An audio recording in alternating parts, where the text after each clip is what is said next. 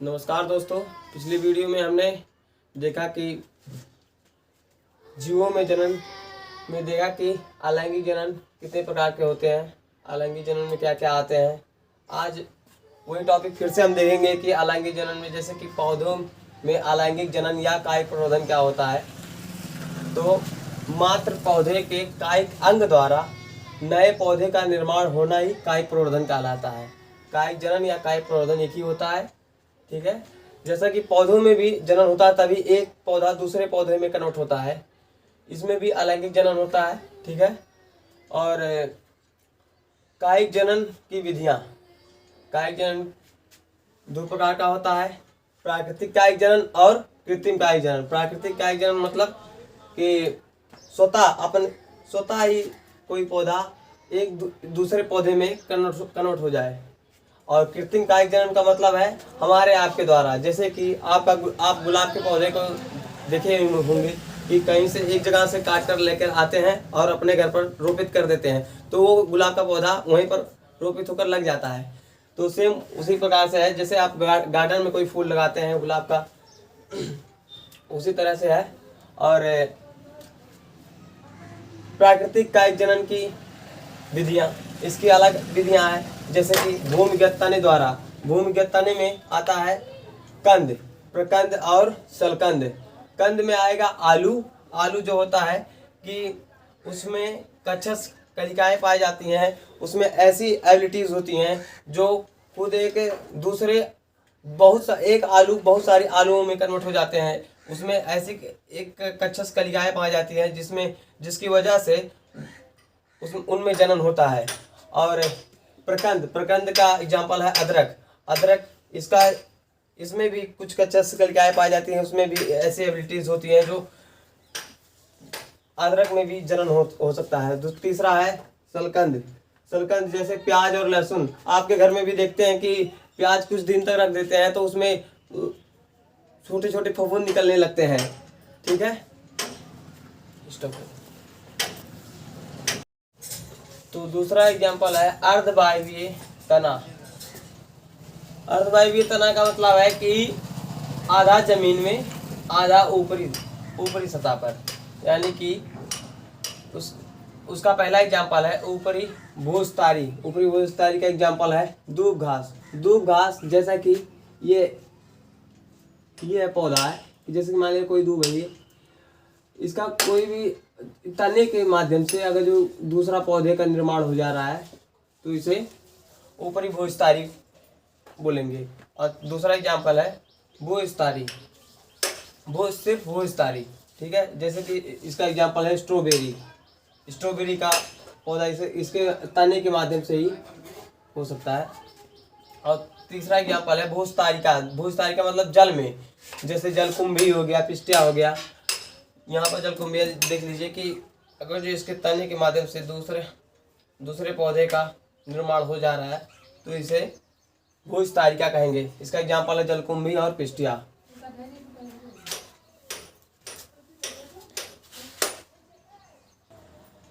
जड़ों के द्वारा भी पौधों में दूसरा जनन होता है, मतलब कि जैसे कि सतावर का पौधा, डहेलिया और शकरकंद, इनमें भी ऐसी कैपेबिलिटीज होती हैं जो जड़ों के माध्यम से, जैसे कि बहुत से ऐसे होती हैं, जैसे आलू क्या होता है? आलू, बहुत से लोग कहते हैं आलू जड़ होता है, नहीं, आलू तना होता है।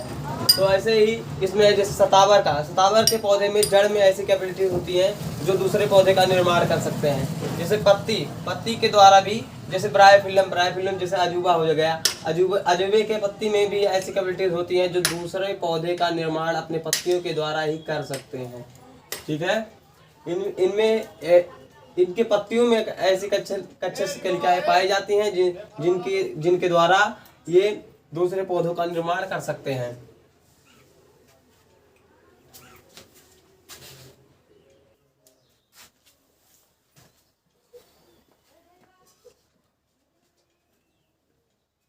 कृत्रिम कायिक जनन, जैसे कि पहला एग्जाम्पल था प्राकृतिक कायिक जनन, दूसरा एग्जाम्पल है कृत्रिम कायिक जनन। यानी कृत्रिम कायिक जनन का मतलब है कि हमारे आपके द्वारा। कृत्रिम कायिक जनन का दो एग्जाम्पल है, कलम द्वारा और दाब द्वारा। कलम द्वारा का क्या मतलब है, किसी पौधे को आप काट लाइए, उसका कलम बना दीजिए। कलम का मतलब कि उसको, उस पौधे का कलम बना दीजिए, चाकू से काट कर उसको एकदम नुकीला बनाकर उसको जमीन में, मतलब धरती पर आपने रोपित कर देंगे तो उसको वह पौधा, जैसे कि ऐसा पौधा लाइए कि जैसे जो जमीन में रोपित करने के बाद दूसरे पौधे में कन्वर्ट हो जाए, उसका निर्माण हो जाए। ठीक है, ऐसा पौधा नहीं जैसे कि आम उम काट लाओ कहूँ से तो लाएगा जमीन में दफना दे, हो जी उनाई हुई। और जैसा कि हो गया, दूसरा एग्जाम्पल है दाब द्वारा। दाब द्वारा का कोई पौधा है, अब जैसा कि हो गया, बहुत से ऐसे पौधे होते हैं जैसे नरकट। नरकट को आप कहीं भी दबा देंगे, अगर उसको उसमें नमी हो गया, नमी पा गया नीचे, तो उसमें जड़ हल्का फुल्का निकलने लगेंगे। और जैसे कि हो गया आम हो गया, बरगद हो गया, पीपल हो गया, इन सबको जमीन में दफना देंगे, वो कर देंगे तो सूख जाएगा, ये सब नहीं होगा। लेकिन इन सब में ऐसा क्या होता है कि इन सब में ऐसी कैपेबिलिटीज होती हैं जो कलम बनाने से और दाब लगाने से दूसरे पौधे का निर्माण हो जाता है। ठीक है,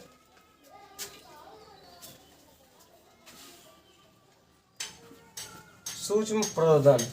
सूक्ष्म प्रवर्धन क्या है, यह एक ऐसा विधि है जिससे हम किसी पौधे के बहुत ही सूक्ष्म सा कण लेकर, जैसे कि उसके ऊतक से ही हम दूसरे पौधे का निर्माण कर सकते हैं। जैसे हम आपके एनसीईआरटी में, आपके बुक में एग्जाम्पल एक दिया गया है गाजर। गाजर के एक थोड़ा सा सूक्ष्म सा इसका ऊतक लेकर इसे हम कृत्रिम पोषक माध्यम में रखते हैं। इसमें कृत्रिम पोषक माध्यम, यह एक ऐसा माध्यम होता है जिसमें इस ऊतक के ग्रो करने के लिए सारी कैपेबिलिटीज मौजूद होती हैं। ठीक है, इसको हम स्टेप बाय स्टेप करके बताएंगे। ठीक है, तो इसको हम स्टेप बाय स्टेप समझते हैं। सबसे पहले उस ऊतक क्या होता है, बहुत लोग कहते हैं कोशिकाओं के समूह को ऊतक कहते हैं, नहीं, थोड़ा सा और डेफिनेशन इसका अलग कर लीजिए कि समान कार्य और समान संरचनाओं वाली समूह को ऊतक कहते हैं। सबसे पहले इसको कृत्रिम पोषक माध्यम एक में रखेंगे। ठीक है, एक में रखने के बाद इसको कुछ समय के लिए छोड़ देंगे। उसके बाद उस कुछ समय छोड़ने के बाद जब कोशिकाओं का समूह बना लेगा, ठीक है, इसमें कोशिकाओं का समूह बना लेगा, तब इसको उसको कहेंगे कैलस। जब कोशिकाओं का समूह बना लेगा और बड़ा हो जाएगा यह ऊतक, तो इसको कैलस बोलेंगे। इस कैलस को उस कृत्रिम पोषक माध्यम से निकाल लेंगे और दूसरे कृत्रिम पोषक माध्यम में रख देंगे, जिसमें सारी ऐसी कैपेबिलिटीज होती हैं जिसमें जो दूसरे पौधे का इस कैलस को उत्प्रेरित करती हैं पौधे में कन्वर्ट करने के। इसमें थोड़े थोड़े और फर्क निकलने लगते हैं। इसमें हार्मोन पाया जाता है जो इसको उत्प्रेरित करता है इनके पौधे को जड़ें निकालने के लिए और इनके पत्ते निकालने के लिए। ये हार्मोन रिस्पॉन्सिबल होता है। ठीक है, उसके बाद जब इनमें पौधे थोड़े से आ जाएंगे तो थोड़े बड़े होने लगेंगे, तो इस कैलस से इसको इन पौधे को अलग कर लेंगे और कहीं भी आप चाहे उसको गमले में लगा सकते हैं या फिर अपने गार्डन में लगा सकते हैं। ठीक है, यह बहुत ही इम्पोर्टेंट था, इसलिए इसे भी बता दिए हम।